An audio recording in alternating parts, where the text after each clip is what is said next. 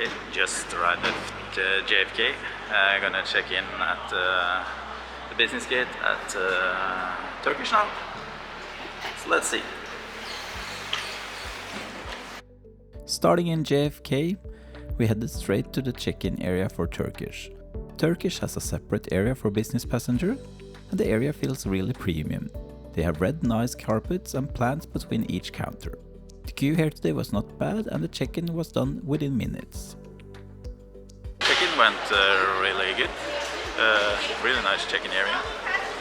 Sit in Turkish flies a 2-3-2 configuration, so we have one aisle and one middle seat in economy. That's gonna be interesting. The flight today is a Boeing 777-300ER and contains 300 seats in economy. The seats have a legroom of 32 inch or 81 centimeters and has a seat width of 18 inch or 46 centimeters and is configured in a 333 configuration. In business class, the 777 has 49 seats configured in a 232 configuration with a seat width of 21 inch or 53 centimeters and a legroom of 78 inch or 198 centimeters. The flight today starts at JFK and takes us 5,000 miles over the Atlantic Ocean, entering UK and then over Europe to Istanbul, Turkey. Before boarding the plane, it was time to check out the lounge. Turkish does not have a own lounge at JFK, so all business and Star Alliance Gold passengers are welcomed into the Lufthansa lounge, just located after the security. The first floor is the Lufthansa business class, and the upstairs is for the Senators and Star Alliance Gold members as well as first class passengers.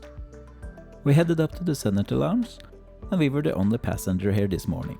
The lounge was quiet and had a super nice view to the airside.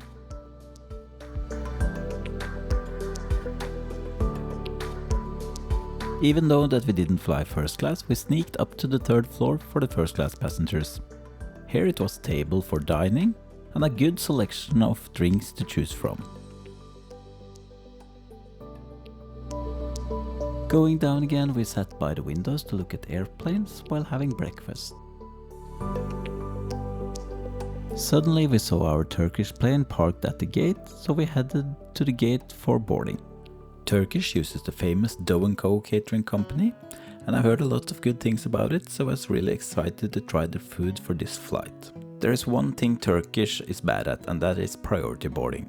Once the boarding announcement starts, everyone got up from their seats and started the boarding. There is no system at all, and this is not the first time experiencing this with Turkish.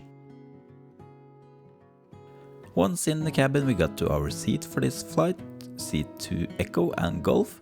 And yes, that is correct, we got the middle seat. It is odd that Turkish still has a 232 configuration in business when the industry standard is 121. Luckily on new and refurbished planes, the 121 configuration is coming to Turkish as well. Starting with the seat door. The legroom and space in this business class is really good. I had no problem stretching out my legs and I cannot reach the stool in front of me. The stool is unfortunately not movable, so you cannot rest your legs on it like you can on Lufthansa, for example. However, the stool has a separate storage compartment underneath, where you can store easily accessible things. Next to that there is a magazine holder. In the main console, your tray table are located, and you simply pull it up and it will lock itself in place. It is steady and big enough for a laptop or just simply dining. One really nice feature is that you can push it away from you and go to the toilet while you're eating. To put it back, you try to lift it up and push it down. Well, I managed it eventually. On the main console there is a cup holder and a small wooden area. Below the cup holder is a quick access panel for your movable chair. And all the way in the back you will find a reading light and the IFE remote for controlling your TV. Next to your seat there is a USB charging port as well as audio port, and all the way in the back there is a universal power outlet. Before takeoff we got our slippers, blanket and a hygiene kit since this was still in COVID times. In business class, Turkish offers some decent headphones from Denon. They were really comfortable around the ears. It goes all over the ears like the Bose QC35, and it also offers some noise cancelling. Before takeoff, the crew handed out the menus for the flight. And of course the menus was from the famous do&co catering company. The menu selection today started with a choice of potpourri of seafood or grilled goat cheese and tomatoes, and then a mushroom soup with some fresh garden salad. For main we could choose a grilled sea bass, beef or gnocchi with mushroom, and for dessert there was a selection of passion fruit panna cotta, coconut pistachio pudding, and a selection of cheese and fresh fruit salad. The wine selection had a lot of options. There were 2 white wines from Turkey and another one from France. In the red selection there was a few more with 2 Turkish, 1 French, 1 Spanish and 1 Argentinian. The champagne Turkish serves in its business class is Tatincer.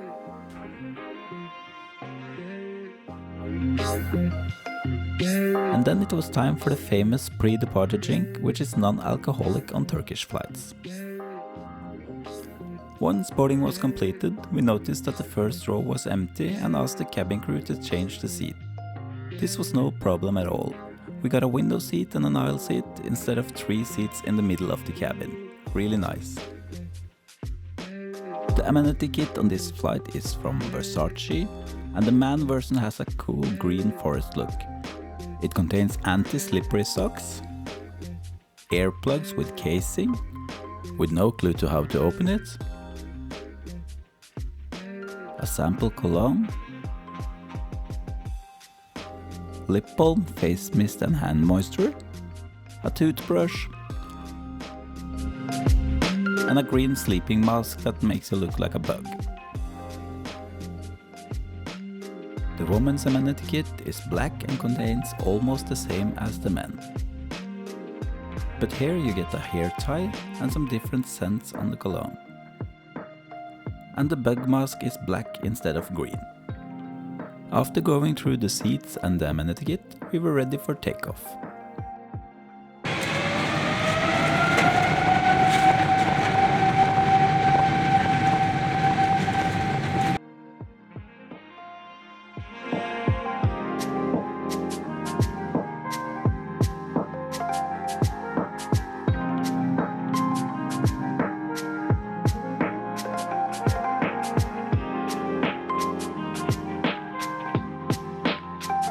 Once we reached the cruising altitude, the crew handed out warm towels and started setting up the table.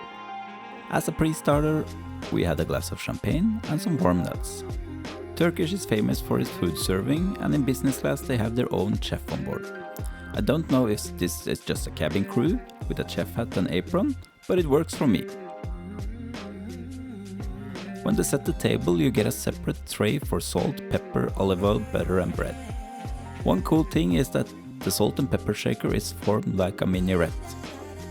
Turkish also have a little candlelight they set on the middle of the table, and it makes a little bit more cozy. I really like it. The chef is asking what you want to eat and plate every meal for you, which is also a nice service. I went for the mushroom soup and salad for starter, which was lovely.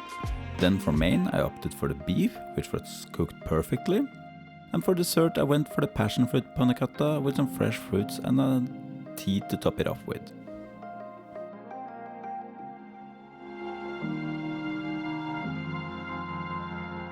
After a nice meal, it was time to check out the toilet on this 777. The business class has only 2 toilets, and they are similar to the economy class toilets, with some extra hand soap and lotion from Molten Brown. The toilet feels a little bit cramped, but it does its job.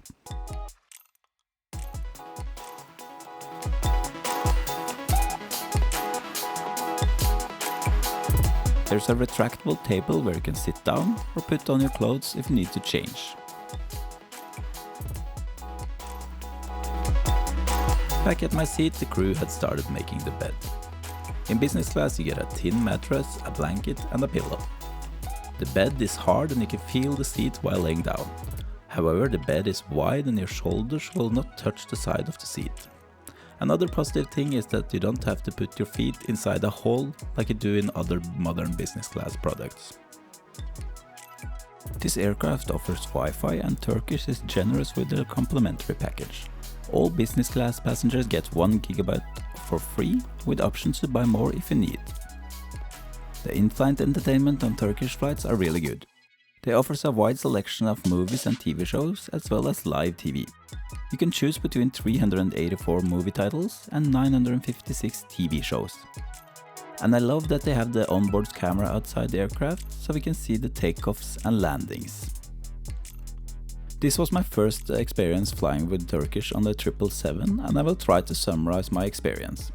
The check-in experience at JFK was phenomenal and was really welcoming with red carpet, green plants and quick service.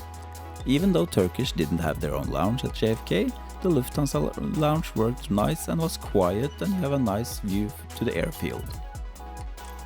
One thing the airline can be better at is the boarding procedure, because that was chaos. I've flown Turkish multiple times since this video and there is no improvement to see on this matter. I really hope they separate the lines and get a better system than they have today. The food on the other hand was good and the staff was really nice.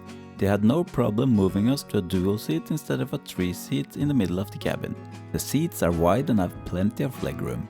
It's not the most modern business class seat, but it's way better than economy. The bed on the other hand is not the best, and you can feel the hardness in the mattress, even though you get a super thin extra mattress as well. Overall, I like the Turkish business class product. The food is good and the staff is nice and friendly. But if we could choose between the 777 and the newer 787 or A350, I would go for the two others. Here they have the new cabin interior, which is more modern than the 777. I will upload a video from both in the future, so be sure to follow my channel and help me continue reviewing airlines. And until next time, have a safe flight.